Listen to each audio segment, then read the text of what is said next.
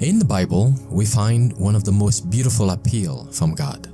It says, "Today, if you hear His voice, harden not your heart." Would you like to spend this day with God? Listen to this devotional. This Day with God, a devotional by Ellen G. White.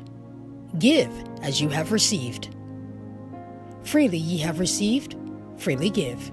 Matthew 10, verse 8. Unexpected talent will be developed in those in the common walks of life.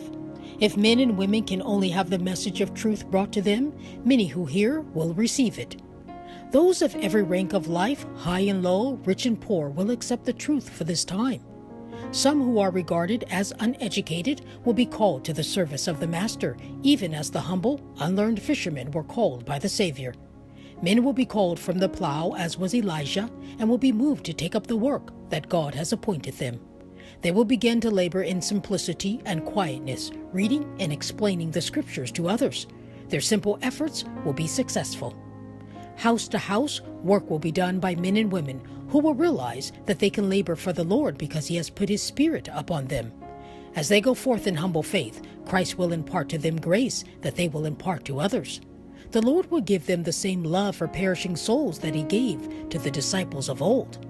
In the future, human beings through whom angels can work will accept the truth. In the past, heavenly messengers have worked in cooperation with human agencies, giving them a force of language and power of influence that has furnished persuasive argument which has reached the citadel of the soul. The labors of apparently illiterate, unlearned men often have a wonderful influence for good. None who catch the divine rays of the Sun of Righteousness will lack for fitting words. It is not to be oratory, as the world counts oratory, but heavenly eloquence.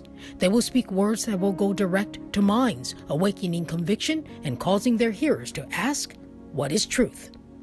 Such workers we may encourage, saying, "I am sure that you will exert an influence for good in this grand and holy work if you will take heed to yourselves, realizing that you are subjects of saving grace, brought into sacred family relationship with God through Jesus Christ, and commissioned to work for the saving of souls."